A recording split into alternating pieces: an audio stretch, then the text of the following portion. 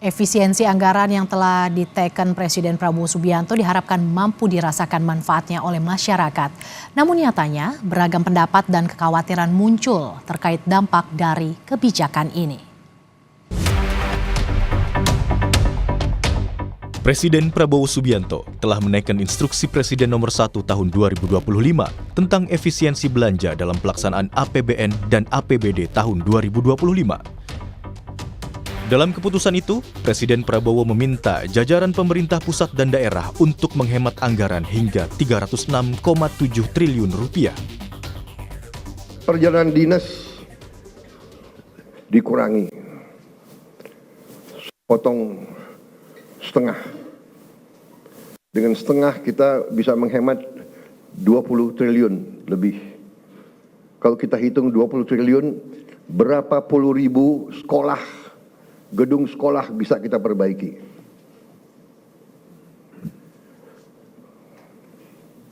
Jadi saya katakan benar-benar bahwa saya sangat serius dalam hal ini. Saya minta loyalitas semua menteri, semua kepala badan untuk patuh dalam hal ini. Kementerian Keuangan merinci ada 16 pos belanja yang harus dipangkas untuk menghemat anggaran. Di antaranya, pos pembelian alat tulis kantor dipangkas hingga 90%. Belanja percetakan dan souvenir dikurangi 75,9%. Sewa gedung, kendaraan, dan peralatan dipangkas hingga 73,3%. Komponen lain yang dipangkas adalah perjalanan dinas dalam maupun luar negeri. Belanja lainnya, kajian dan analisis, hingga rapat seminar dan kegiatan sejenis.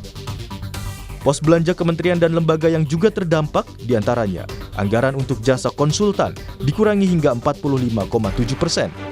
Honor output kegiatan dan jasa profesi dipangkas 40%. Lalu, infrastruktur, pengadaan peralatan dan mesin, diklat dan bimtek, lisensi aplikasi, bantuan pemerintah, hingga pemeliharaan dan perawatan.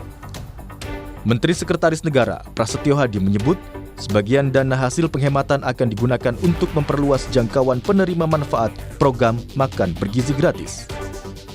Bapak Presiden merasa juga ingin sesegera mungkin untuk itu bisa menerima manfaatnya lebih banyak, ya, lebih merata lagi.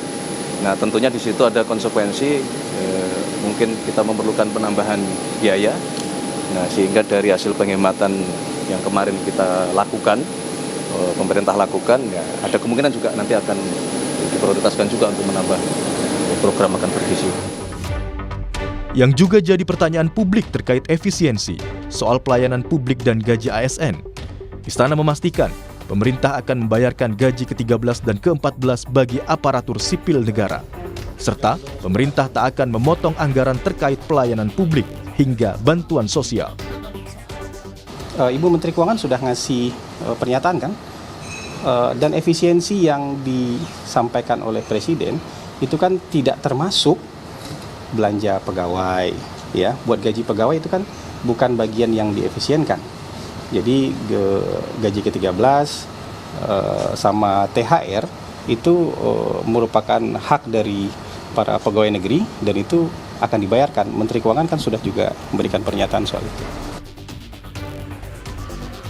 Sementara dari sektor bisnis, efisiensi anggaran oleh pemerintah menjadi alarm bagi bisnis hotel dan restoran. Ketua Persatuan Hotel dan Restoran Indonesia, PHRI Sulawesi Selatan, memprediksi akan terjadi penurunan okupansi dan event yang berdampak pada menurunnya pendapatan hotel. Jelas pasti akan memberikan dampak yang signifikan untuk aktivitas okupansi maupun aktivitas hall di seluruh hotel restoran Sulawesi Selatan juga di Indonesia tentunya. Ketika okupansi melemah, ketika event melemah, pasti juga permintaan daripada hasil tani, hasil nelayan, peternak akan berkurang. Kementerian dan lembaga negara memiliki waktu hingga 14 Februari untuk mengusulkan revisi anggaran yang telah disesuaikan dengan instruksi Presiden terkait efisiensi. Pemerintah harus memitigasi risiko agar efek efisiensi anggaran bisa terkelola dengan baik. Perlu pengawalan serius dari menteri, kepala lembaga, dan kepala daerah agar praktik hemat anggaran bisa berdampak positif, tak mengganggu produktivitas aparatur sipil negara dan pelayanan publik. Tim Liputan, Kompas TV.